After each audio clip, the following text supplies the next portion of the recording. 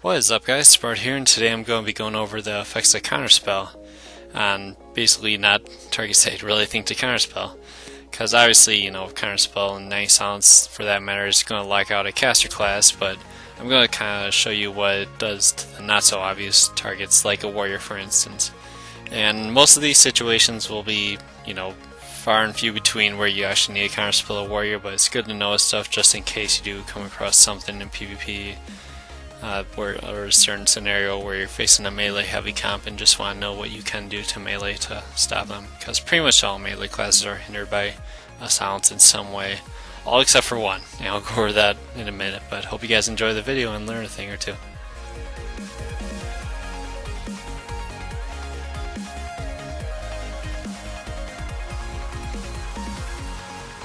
So guys, the first class I'm going over here is the warrior. And not much gets locked out by a silence, but as you'll see here, the three abilities are Thunderclap, Rallying Cry, and Intimidating Shout. And Intimidating Shout is a pretty sick ability. I mean, if you see a warrior leaping over to fear you, and you can just know what's coming and you don't really need counterspell for anything else, you can use that to get out of a pinch. Or if you just need to kill the warrior right away and you don't need him, just pop in. He doesn't have any defenses left other than Rallying Cry, you can silence him and just be set to get the kill. So guys, the second class here is going to be the Enhancement Shaman. And look at that at the action bar. Pretty much everything except for a few abilities is being locked out. So I'm just going to go over what he can do, just because it's going to make for a way smaller list. So the abilities that he still can do is Lava Strike, or Lava Lash, sorry, Storm Strike, and Spirit Walk. And the first two that I listed, Lava Lash and Storm Strike, are just his basic melee abilities. They're kind of just how he's doing damage to you, so he can still do damage in that way. And his Spirit Walk is actually, it breaks all slows and root effects on him and increases his movement speed by like 60% for X amount of time. Okay guys, so the third class is very similar to Shaman, the way he gets screwed out by silence.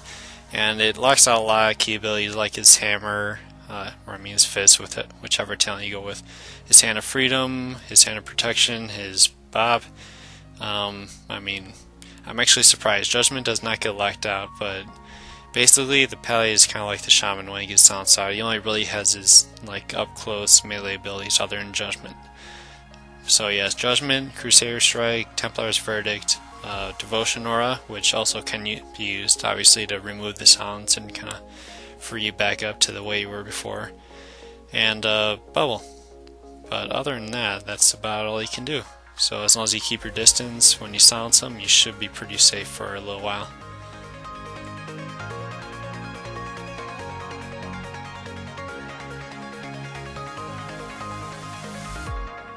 Okay guys, so the next class I'm going over here is going to be the Death Knight, and as you'll see, a lot of abilities get locked out, but I'm just going to kind of cover the important ones, the ones you need to know about. Now the first ability, as you use, see I just used right there, is Asphyxiate, and that's the DK's 30-second stun. And a couple other key ones that you want to know about are Icebound Fortitude, which is one that removes stuns off of the Death Knight, Anti-Magic Shell, which is pretty self-explanatory.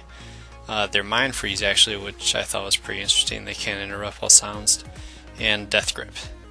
Now one of them I was kind of looking out for was Lichborn. I wasn't sure if when you silence the Death Knight, if he was in a fear, if you could actually break it or not, but Lichborn isn't silenced out by just a blanket silencer, I'm pretty sure any form or method, so I wouldn't even bother with that.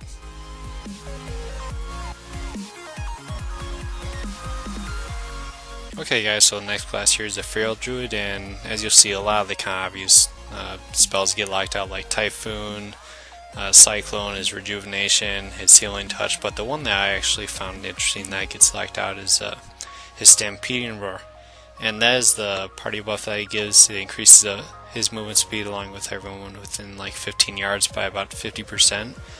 And it's kind of like Shaman's Spirit Walk in the sense that it breaks all roots and snares on the target. And I was kind of surprised, or more found that interesting, that the Druid's ability gets locked out and yet Spirit Walk doesn't. Okay guys, so the next class here is actually a Hunter.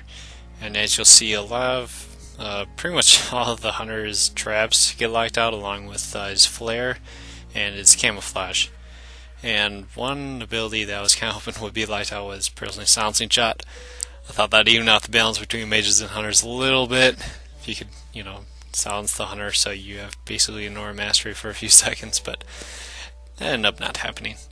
But the one key ability I was watching out for is freezing trap.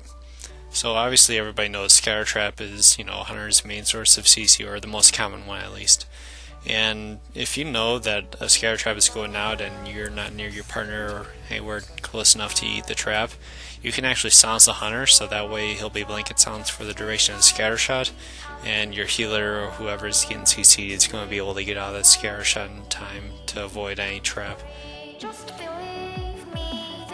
Okay guys, so the next class I actually don't have a mic to show you like firsthand the abilities that do get locked out, but I did have a friend, worked with him, and we figured out basically a lot of the abilities that get locked out, but I'm just going to kind of cover a couple important ones. Expel Harm, Diffuse Magic, and Tiger's Lust. Those are kind of the three key abilities that lock a monk out and basically what you're kind of looking to do. But also keep in mind they can use Nimble Brew, and that is one of the abilities that I use to break a lot of CC. Okay guys, so the last class here is actually Rogue. And Rogue is the one class that is unaffected by silence. Nothing they have will get locked out. So to put it in simple terms for you, if you're silencing a rogue, you're doing it wrong. That is all I can say about that. I mean, the only thing I can remotely see a silence being used on a rogue for is to keep him in combat.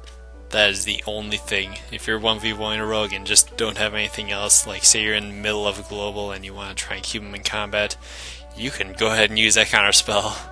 And when you use that counter spell, there better be nobody else around, because obviously, like every other class is affected by counter spell a lot more in a row. So, but that'll be it for this video, guys, and I hope you enjoyed it. And until next time, this is Spart out.